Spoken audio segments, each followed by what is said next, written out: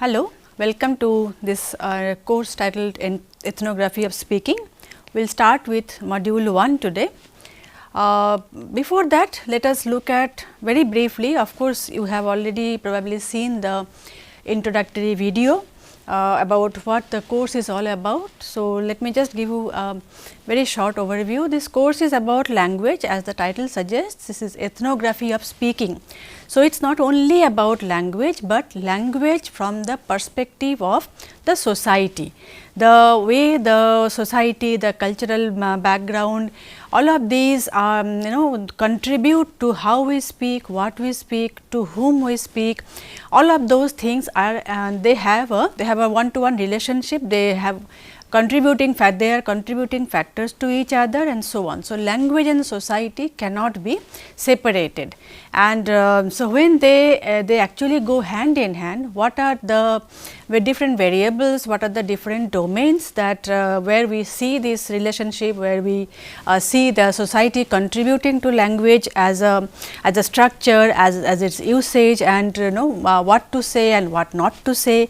All of those things are colored by the social perspective. So, that is what we will be looking at in this course. So, as the scholar has nicely put it, language and the social world are mutually shaping. They have each of them have an impact on the other. So, that is how we will, that is the primary focus of this course, that is language and its social function.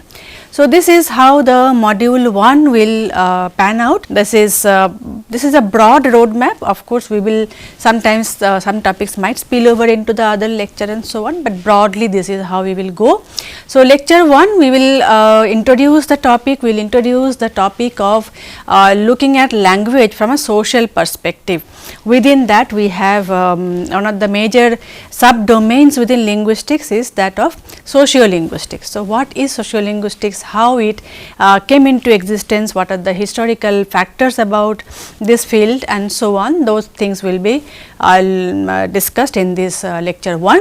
Lecture 2 onward we will look at various other perspectives. So, language and society are two important mutually connected domains, not only for this is not only interesting for linguists, but this has also been interesting for many other scholars from different backgrounds. For example, philosophy, political philosophy for example has taken active interest in how language and society go together. So, we will look at some of those scholars and their work and their contribution, how they positioned language vis-a-vis society. So, we will devote a couple of 2 or 3 lectures on that. So, lecture 2, lecture 3 and lecture 4 will discuss various scholars and their perspective. Sometimes they complement each other, sometimes they do not agree with each other. A brief overview we will be able to give you in these 3 lectures, and then the last lecture we will look at sociolinguistics and its connection with other similar studies, similar subdomains within linguistics. So, not only from within linguistics, but also outside of linguistics, we will take a broad overview about the various disciplinary standpoints and their perspectives.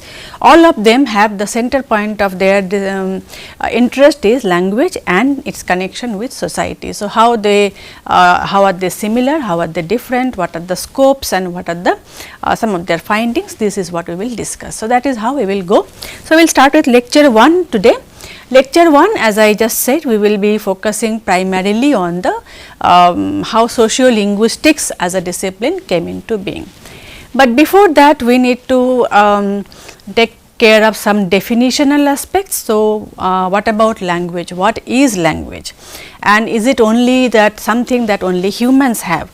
This has been a point of discussion across disciplines. Language being a very human thing has interested scholars from diverse backgrounds including biologists.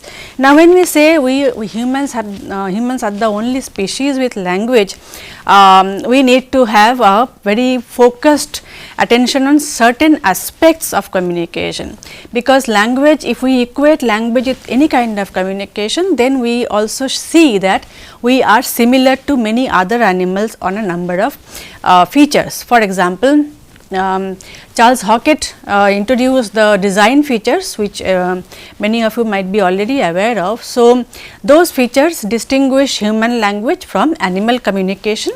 So, he initially proposed 13 features, later he expanded it to a few more in 1988.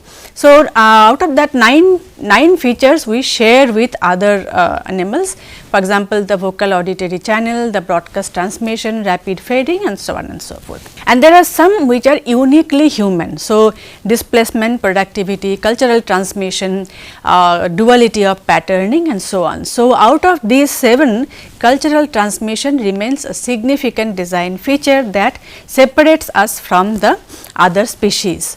So, Charles Hockett in the 60s, in the first one, so he viewed cultural transmission as crucial, emphasizing the social dimension of language. So, of course, you have other features, displacement and productivity and so on, but cultural transmission was taken rather seriously by Hockett himself. So, that helps us narrow down our scope of language. We will talk about what is human language. Now, this question has been this question has been around ever as long as scholarly discussion on human nature, human society, human thought has been around. So, it really goes back a long time, but during the 17th century onward in the Western philosophical tradition, this question has become rather important, or let us say more mainstreamed, more steadily focused in the academic or intellectual tradition.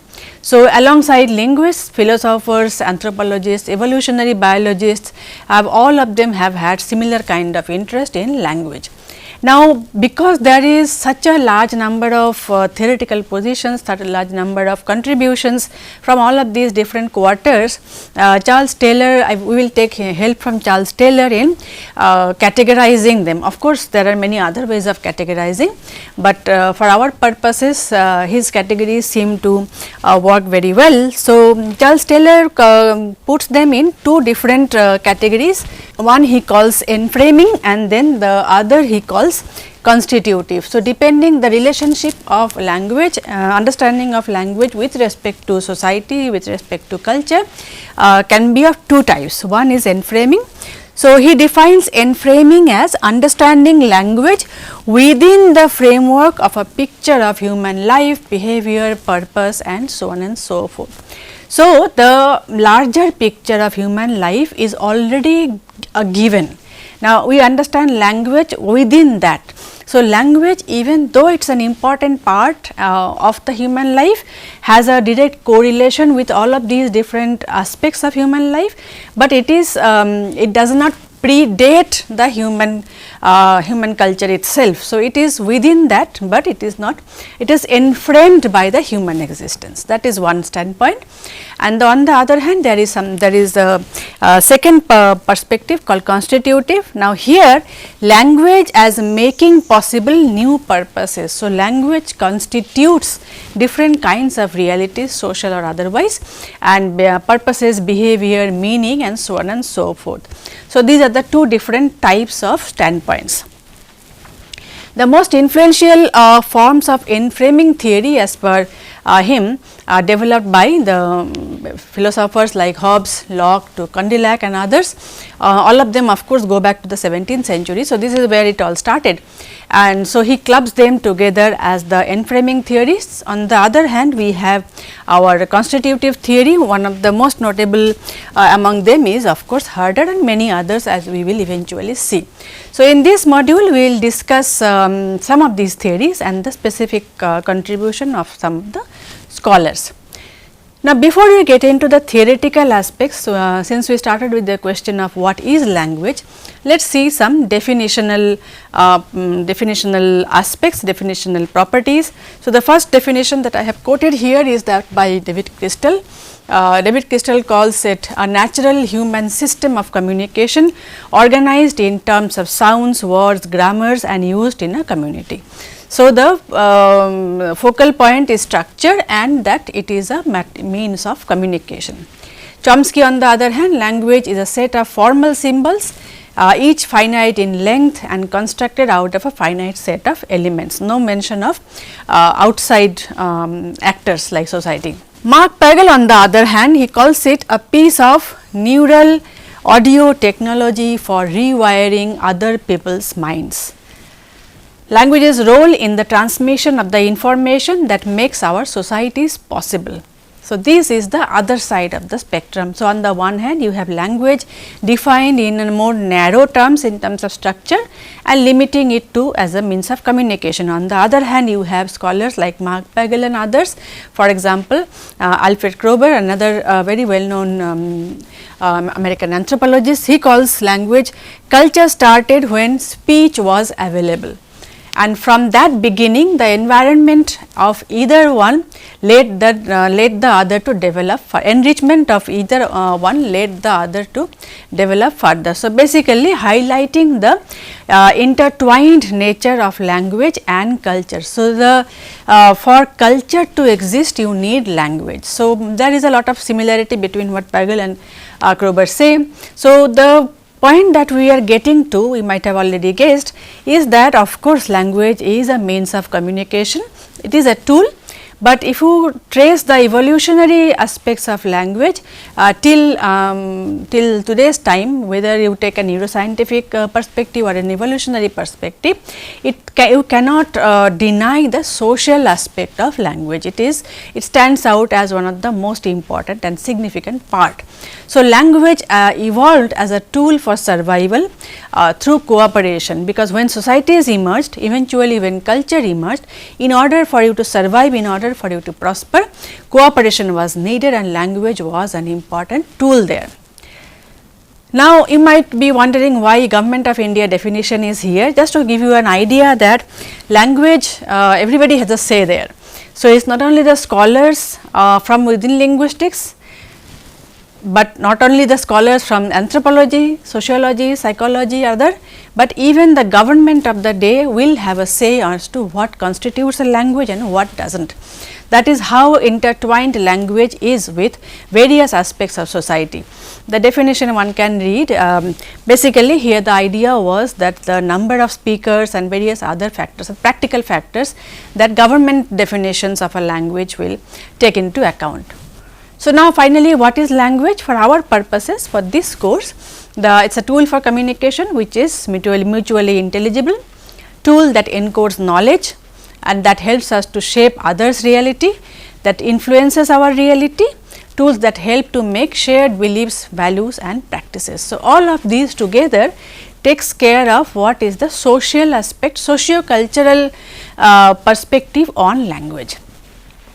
Now, since we are talking so much about society, what is society?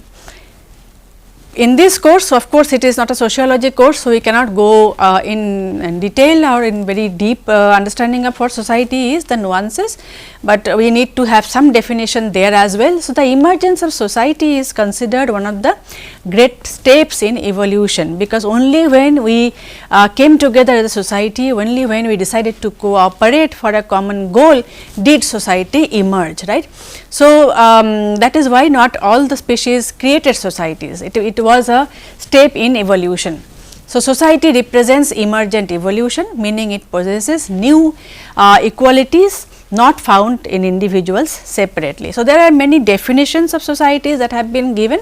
For example, one of the most well known given by Maurice Ginsburg is a collection of individuals used by certain relations or modes of behavior which distinguish them from others. So, this is something that binds some people together while distinguishing them from a set of another group of people. There are many other such definitions given, some other well known ones. So, American sociologist, he talked about society as a form of organization involving sustained ties of interaction among its members, high degree of interdependence and also high degree of autonomy. So, the members have interdependence and the group has high degree of autonomy. Similarly, the anthropological perspective is also important, because here they talk about people who are connected to each other directly, indirectly through social interaction. The term society can be applied to the total human community encompassing all of humanity as well. So, it can go beyond smaller groups to even larger group. But one of the primary aspects that is constant across all the definitions is the matter of interaction. So, within a group of people there is a constant interaction driven by certain common goals and so on. So, the relationship between language and society has been discussed by many scholars throughout history. One of the most well known scholars, we are talking about Humboldt here. So, he defined it, the diversity of language is not just diversity of symbols and sounds, but a diversity of the views of the world. So, societies differ, the languages differ, it is not just a matter of surface difference, but because they also have different way of looking at the world. So, basically what he is talking about is that the various practices, cultural customs, practices, beliefs, tradition, ethics, values and so on, all of these things are which are coded through language are typically deeply socio-culturally formed. So, that is why the cultural and the social impact on language structure has been very important to study. So, in our time, one of the ways that has been this relationship has been looked at is one of the more well known ones is by Wadow and Fuller's 4-way possible relationship between language and culture. So, on the one, this is a spectrum. So, on the one hand there may be no influence at all, neither language influences society nor society influences language, that is one possibility. On the other end of the spectrum is that it is very tightly intertwined. So, language influences society, society influences language, it is a symbiotic relationship. And the two other possibilities that he talks about is social structure influencing language and language influencing social structure. So, all kinds of possibilities, there are these 4-way distinctions that are possible, taking care of all the possible levels of interaction that has been given. A slight small note on how linguistics and sociolinguistics compare with each other. Since sociolinguistics is within the larger group of studies that are called linguistics. So, linguistics looks at the structures and rules of language, any language. So, you can call it language X. Sociolinguistics studies the point where these rules make contact with society, such as where alternative ways of expressing the same thing are chosen by different groups of people. So, structures are not random. Some groups might prefer a particular kind of structure, some other group might prefer a different structure owing to certain kinds of customs or let us say the greeting terms, for example. In one society it can be one type, another society can have another type. So, while formal linguistics do not really take social concerns into account, sociolinguistics has society as the point of departure. We take society as the starting point because these are the considerations to be taken into account. Now, let us see how language contacts with these features. That is how we look at it in sociolinguistics terms. So, this was the domain goes back a long time. Even Panini is said to have discussed some aspects of stylistics and certain other of course, he is known for his structural definitions and structural analysis of language, but he also talked about stylistics. So, which is basically variations of usage and so on. But the first time when sociolinguistics as a term appeared was in Thomas Hudson's article Sociolinguistics in India, published in the journal Man in India in 1939. So, that is how old this field is. But modern sociolinguistics, basically the birth of modern sociolinguistics can be traced to the final part of 19th century and the first half of 20th century. Though the germs, the seeds of the discipline were there already, but formally it started, it can be said to have started around this time. So, with the influence of two prominent disciplines of the time, one is historical linguistics, the other is structural linguistics. So, one in the late 19th, the other in the 20th century. So, these are some more discussions on that domain, but the gist is that when we discuss language with respect to society, social norms and social practices, that is when we discuss sociolinguistics. So, these are some of the definitions and some of the findings in that regard. So, social structures such as class influence how people speak, this is one of the important findings by William Leboeuf, one of the biggest tallest scholars and in this field. So, both language and society affect each other in a continuous and dynamic relationship. So, this is how the field has emerged from those times. Another thing that we need to discuss when we are discussing the background information in this field is the relationship between sociolinguistics as a field and the field of sociology of language. They are similar and hence it is important to understand whether they are the same or are they different. So, sociolinguistics, as we have been saying so far, so it is a study of language in relation to society. So, primarily study of language. On the other hand, sociology of language, the primary focus is society in relation to language. So, it is the in one the language is the starting point, in the other society is the starting point.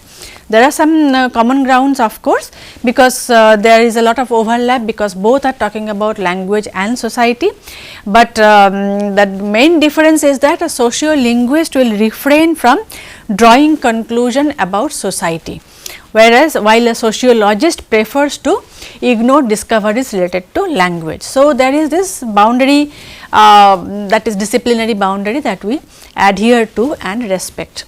These are the scopes of sociolinguistics. This is what we will be eventually unpacking throughout the course, but just to give you a brief intro about what all sociolinguistics typically cover. So, as a result of which sociolinguistics is an essentially interdisciplinary field. Here you can have we have different domains like linguistics, communication, education, sociology, anthropology, psychology, all coming together. Key insight here is that the field continues to evolve, generating new subdisciplines and methodologies that address the contemporary questions about language, identity, power, social change and so on and so forth.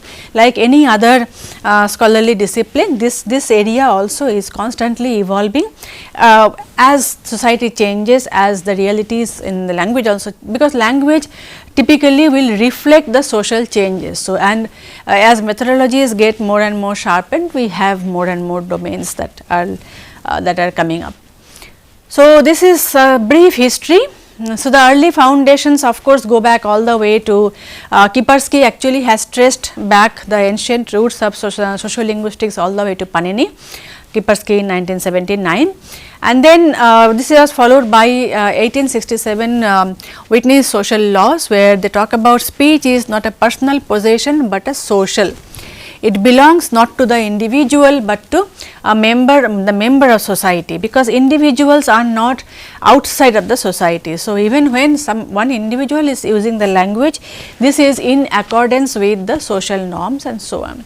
1905, again Mele's connection, linguistics is a social science and the only variable to which we can turn to account for linguistic change is social change. So, you can see we can trace back the historical footprints of sociolinguistics all the way to this time, and then of course, Saussure's structure, he talked about langue and parole. So, langue is the language system and the parole is the individual speech. So, here also he talked about the formal structure over the social aspects, and then there was a significant turn in terms of anthropological understanding. So, Sapire's cultural integration and then of course, Bloomfield's contribution followed. Bloomfield, one of the biggest contribution is his use of the introduction of the term speech community. This concept was introduced by him in 1935. And some other terms like sociolinguistics in India, as we have just seen, the term was used by Hodgson in 1939. So, these are the older you can say the various stages of the genesis of the field. So, initially sociolinguistics and sociology of language were interchangeably used when the boundaries were not so clearly demarcated, but eventually of course, these became two separate domains to study. And in the 1950s and 60s, of course, Chomsky's nativist revolution came in, and where the focus shifted to the universal grammar, the innateness hypothesis, the universal grammar, the competent ideal speaker hearer, and all those ideas he brought in. So, for a brief period, this was the shift change. There was a shift of focus from the social aspect of language to the individual, the bio programming part of language, the innateness and all of that. But then these ideas eventually were also, they were questioned. So, in late 19th, 20th century, technology, various kinds of new technologies came in, new studies were carried out. So, empirical studies by Labov and others, they helped bringing the focus back to social aspect of language. So, there are all these different stages that through which this field has gone. Mid 20th century, we had Delheim. So, a lot of developments actually happened in 1960s. 1960s was really a turning point in the academic history of linguistics. So, on the one hand, we had Chomsky's innateness hypothesis, universal grammar, the nativist revolution. On the other hand, we also had scholars like Delheim's. We also had other scholars, for example, all these different scholars and their studies took place in these times. So, for example, Tucker's 5 themes. So, the Civil Rights Act 64, Bilingual Education Act 68, all of these landmark events also happened at that time. Delheim's of course introduced communicative competence in 1964, and then Heim's linguistic anthropology proposed in 60s. Anthropology coordinates knowledge about language from viewpoint of humanity, linguistics from viewpoint of culture. All of these important publications and important landmark events also happened at that time, and 64 the turning point was in 64. So, the LA meeting that happened 1964 summer. So, all the scholars of that time, Gumpers, Himes, Labov, Ferguson, Fishman, all of them got together and gathered at Bright's home to address training challenges. Similarly, April 1966 institutionalization. So, first official socio-linguistics session at Ohio State Sociological Society, and then academic programs. So, Fishman's Sociology of Language at Penn. All of these major turning points were taking place in throughout 60s. So, mid 1900s were happening time. All of these are foundational work. Of course, you might be already familiar with Labov's Martha's Vineyard and New York English, Ferguson's idea on diglossia, Gumper's The Ethnography of Communication. In fact, the title of this course has been inspired by their work. So, methodological finesse that Gumper's and others provided, all of these shaped the field and provided nuances, methodological, theoretical, and through their data they shaped and sharpened this field. One of the most important events, of course, in sociolinguistics, we cannot not talk about the UCLA Lake Arrowhead Conference of Sociolinguistics in 1964. So, this conference brought together all the major scholars of that time in this field, and they added scholars from varying domains within anthropology, sociology to linguistics to get together and discuss, and this resulted in publications. So, all of these works were presented in the conference. You can go through the list. So, the scholars and their contribution have been listed. All of these to give you an idea about what happened, because as you can see, this was a very exciting time for sociolinguistics or anthropological linguistics. Let us not give, even if you do not give it a label as such, the very fact that language can be understood, language should be understood, language should be studied with respect to the society in which it belongs or where it is situated, that understanding got a lot of stimulus from the works of the great scholars of that time, and who all got together and gave it a definitive give definitive route ahead. So, this discussion will not be complete without talking about the most important scholars of the domain. So, William Labov, American linguist who revolutionized the study of language and society, transforming dialectology through quantitative methods of that time. Before that, this was primarily a lot of qualitative studies were going on. So, he brought in major changes in the field. So, he is the founder of the sociolinguistics program at University of Pennsylvania, where it is quite a strong area. So, he also worked with Weinreich in an experimental study on language in the speech community, and of course, his most important works on Martha's Vineyard study, the New York English research on New York English, the social stratification, how language differs depending on the class where you belong. So, that and Martha's Vineyard study also revolutionized the idea of language study within a very small place, but even within. So, the idea before his work was that language varieties or variations are more prominent in the urban area, but he showed that in Martha's Vineyard study, even within a rural area, depending on a number of variables, language could differ. This opened a whole new domain of research within linguistics. So, Martha's Vineyard study remains one of the most important contributions, and then narrative analysis and of course, principles of language change. Dale Himes, another bright star in this domain. So, he set the approach of socially constituted linguistics to refer that language is not theoretically dissimilar from society, but that it is actually a form of social action. So, he was the founding editor of the international journal Language in Society, was an author, editor of various journals, various publications and so on. Language and Culture in Society is a classic. No sociolinguistics course can be carried out without studying these. Bernstein, another another big name. His primary contribution is in the study on the codes, restricted code versus elaborate code, where he showed that language differs. So, language is mediated by social relationships, not individual psyche. So, depending on the group connection, depending on the social relationship you have, that he later on called elaborated and restricted codes, that became a landmark study again, which talked about how language can differ depending on where you are, what kind of system you are part of. Is it an open system, is it a closed system, and accordingly language will be structured.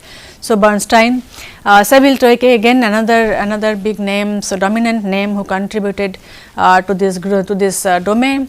She emphasized that variations of speech in a community is a result of the ethnography of such a community. So, her research provided the foundational framework for the now dominant interdisciplinary model of language analysis in sociolinguistics called ethnography of communication. Very important contribution by her. So, we will be throughout the course we will talk about all of them, but this is just a very brief bird's eye view.